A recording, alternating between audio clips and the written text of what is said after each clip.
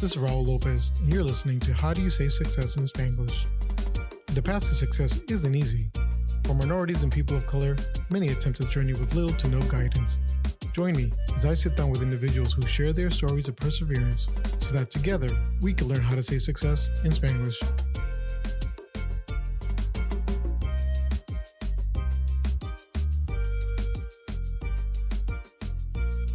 What's good, mi gente?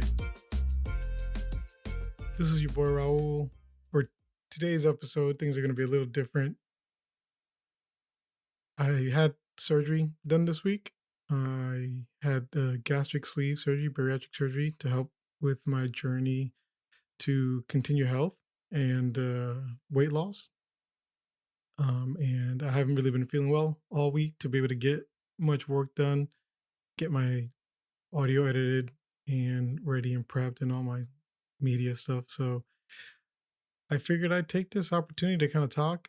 It's late, definitely doing this kind of last minute. So, but I figured I just kind of wanted to be real for a little bit. And I think talk about a topic that a lot of us take for granted, and it's our health. We sometimes forget that we're vulnerable and we're mortals and we don't take care of ourselves and we think we're invisible, especially when we're young and we do a lot of stupid things. For me, I've been overweight just about pretty much my whole life, and countless attempts to lose weight and countless attempts of actually losing weight. I had lost, there was plenty of times where I've lost 50, 60 pounds and we're super proud of myself. And that's actually, I was at one of my lightest when I met my wife, when I was doing a lot of boxing back in the day. So, but with time, things kind of fall off, you get lazy, you get distracted, you get busy, and you have other things that are important. Um, you tend to kind of always go and focus on what's more important. And sometimes you don't put yourself on that list. I have to get a better job. I got to work more. I got to have fun. I got to take care of my family. Things you like to do. And sometimes that comes and hits you like a brick wall and forces you to kind of change your entire outlook on things and change what you do moving forward. For me, that happened a couple years ago. It was my 39th birthday. And it was right before my 39th birthday. It was right after COVID. This was in, I believe, 2021. Just getting off the long COVID haul, being stuck at home, working from home for the last, I don't know how long it was by that point. I had known I gained weight. I've been sitting in sweatpants. I mean, I wasn't, when I moved up here from Texas, to Connecticut, I was at about 299 pounds. Prior to that, I think I was like 320. Then I lost a lot, came down and kind of told myself, oh, I'm going to stay under 300 again. Then COVID happened. I lost all the exercising I was doing in Houston. I wasn't able to really do here. And despite my best efforts, I ended up gaining a lot of weight. So I was think about 2 weeks before my 39th. I'm like, it's my 39th birthday. We haven't had a chance to do any real partying for a while. We haven't really got a chance to go out. I wanted to go out and have a good time. And so I had to try and see what I was going to wear for my birthday. And nothing fit. So I had to go buy clothes. And everything that was my normal size didn't fit. I had to keep going up a bit. I was, I think, pushing a 4X shirt. I was close to about a 50-inch waist. Had to buy a new belt. Had to buy everything. Nothing fit. So I ended up weighing myself when I got home. And I was at about 355 pounds. And that was a shocker for me. I never expected. I think one of the big things big guys hate to do is step on a scale and see how disappointed they are in themselves. We hate doctors. We hate going to the doctors too because we don't like going and being told we're unhealthy. So you just pretend and hide the fact that you know you're getting bigger and mask it as best you can. So I was at 355. I was huge, and but I partied. I had a good time. People who know me know I love to party. I'm a very social person. I love to cook. I love to eat. I love to party. We go out, we'll drink, we have a good time. And fast forward about a week after my birthday, and I started coughing and feeling sick. And after a COVID test, found out I had COVID, which I thought, all right, I'll just weather through it. I had gotten my vaccine, so I figured I'll work through this pretty well. I think I got to about 3 days of feeling really crappy, then about 3 days of feeling great. I was like, man, I'll be ready to go to work the next day. And I think I went back to work and felt like crap. I had to leave early. And then the next day I couldn't breathe. I had trouble breathing. So we went to the emergency room. They checked me in, looked at me. They said my oxygen was fine. But if I have trouble breathing again, to come back home, to keep taking my meds. That's what I did. Next day, woke up feeling worse, even more trouble breathing. Um, so we went back to the emergency room, got checked in again, and they decided to say, well, because this is your second time coming, we're going to keep you overnight and we're going to run some blood tests and do some additional things as well. So they take some blood. I call my wife. I tell her I'm probably going to be spending the night. This is December 23rd, by the way. Or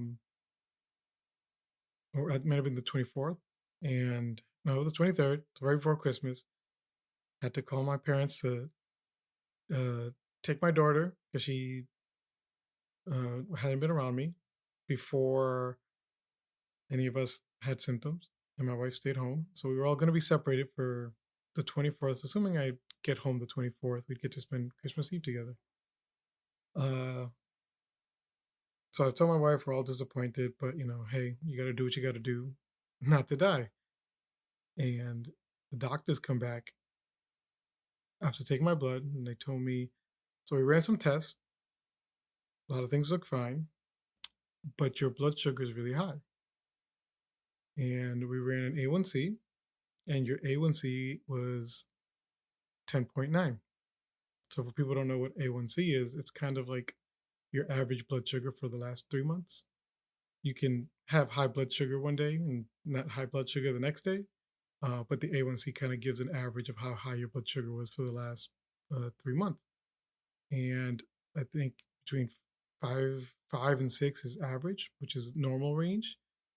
Anything above 7 is diabetes. And I was at 10.9. And she told me, you have diabetes. Did you know you have diabetes? And I said, no, it runs in my family. My family has a history of diabetes coming at older age, regardless of how healthy we are or skinny we are. And so I knew it would eventually come. I probably used that as an excuse to kind of let myself not take care of myself. I was like, I'll get it anyways. But things were different this time. I had a family, I had a wife, I had a kid, and that hit hard. I started crying in the emergency room. I was scared. So I called my wife and told her that too. Not only do I have COVID, I have diabetes. And things got scary. The doctor came in and said, you know, even with the vaccine, diabetes is a big factor with COVID. It really affects you a lot harder than it would the average person. So even though I'm glad you got your vaccines, things can get pretty ugly. So you're probably going to stay here for a night or two. So at this point, it was very unlikely I'd be home for the 24th. And I stayed there for the next 2 nights and fortunately got out on Christmas Day.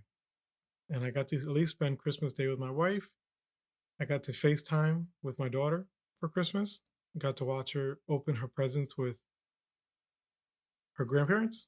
And And then when eventually my wife ended up testing positive for COVID too, and we both were cleared, she came back home. We got to open our presents with her later on, closer um, to the end of December, early January. So yeah, it was hard.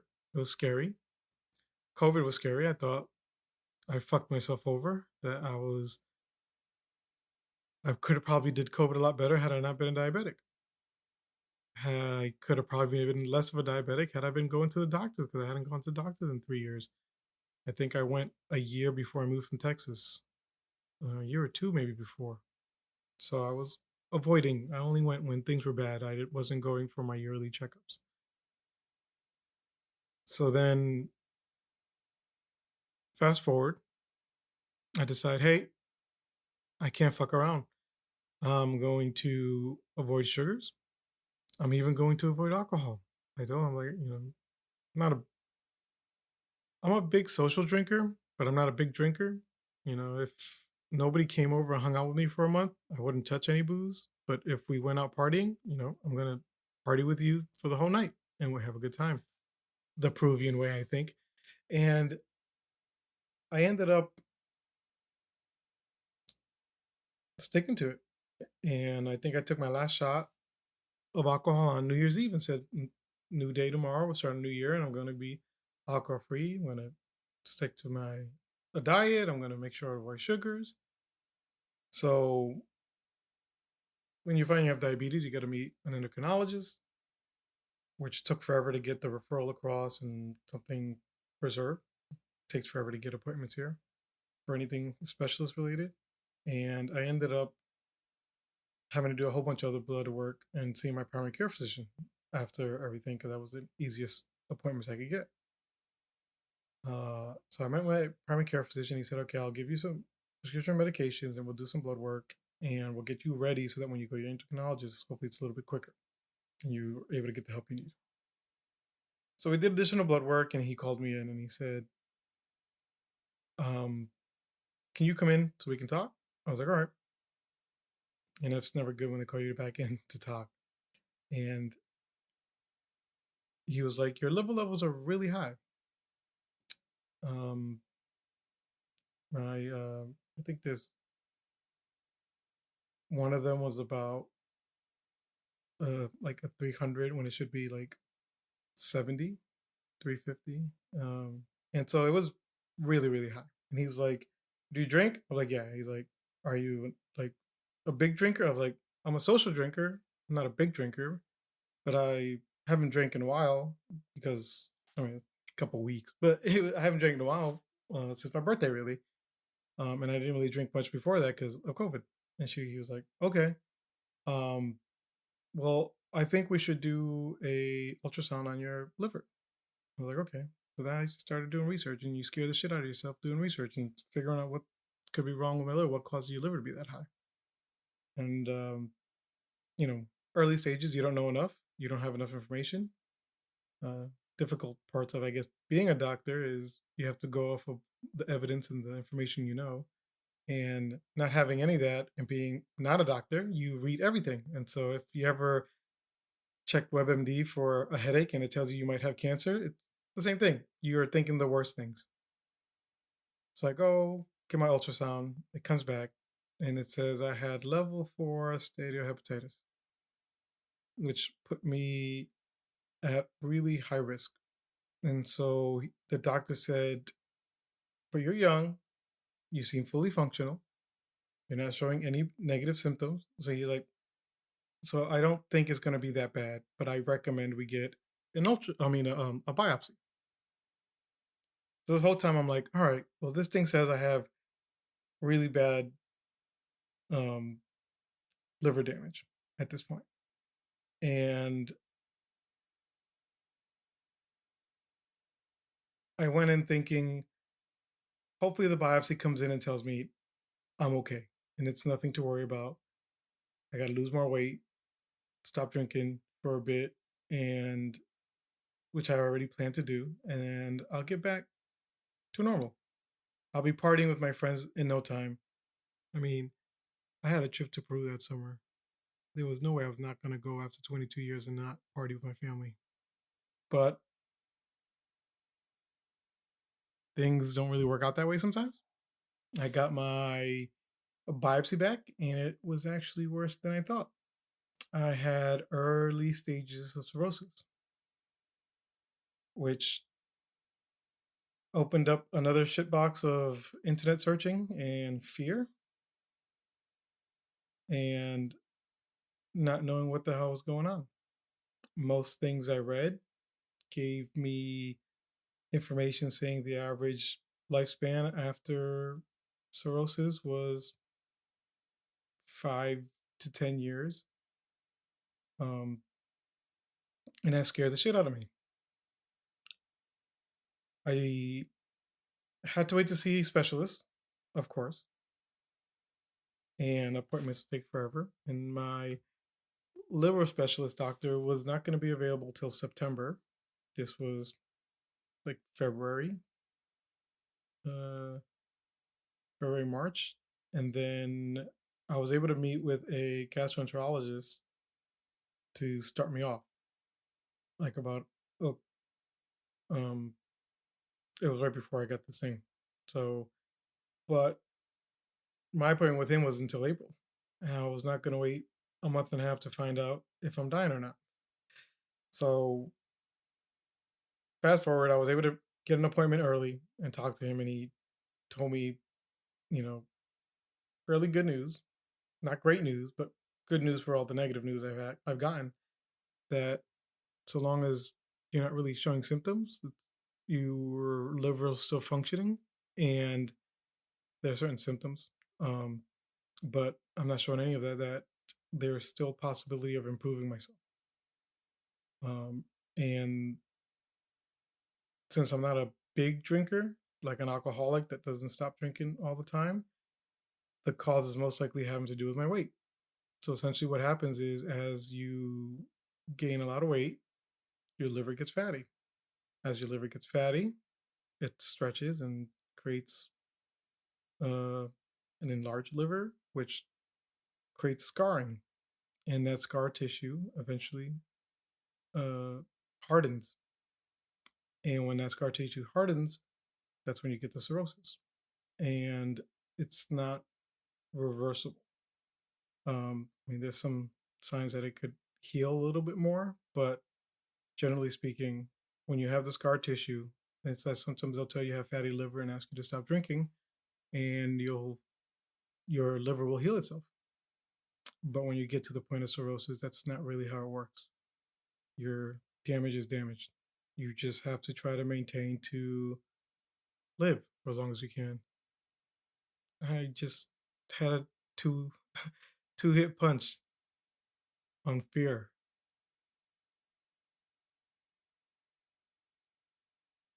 and my only option was to lose weight.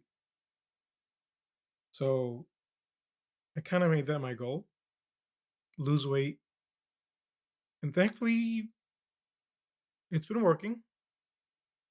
I keep telling myself, hey, buy yourself 20 years. And the doctor prescribed me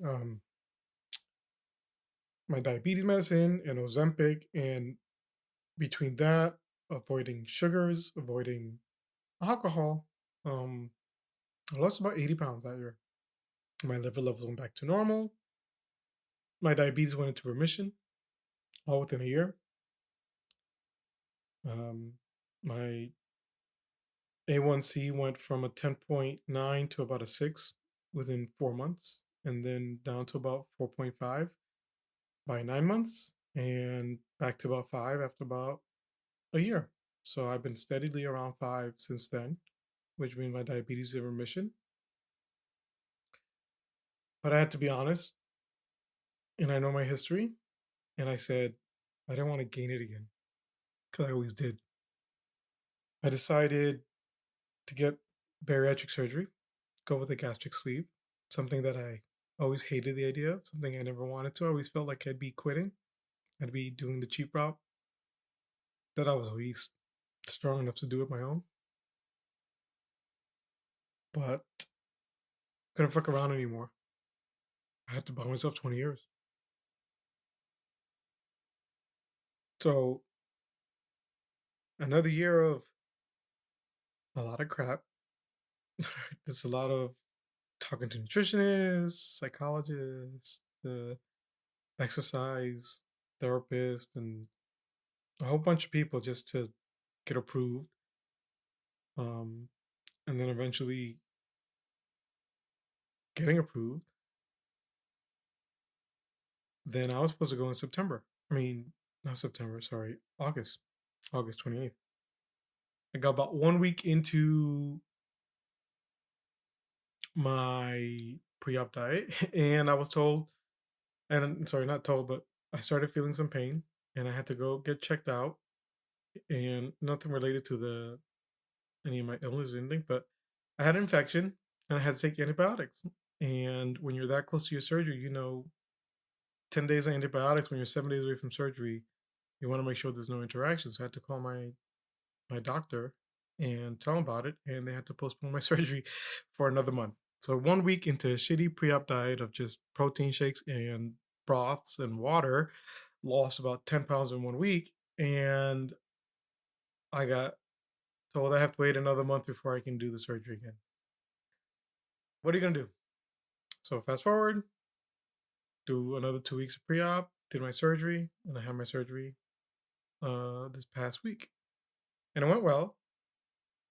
I didn't think I'd be in as much pain as I was the first few days, but I'm finally feeling a little more normal with myself, which is why I hadn't been able to do my podcast.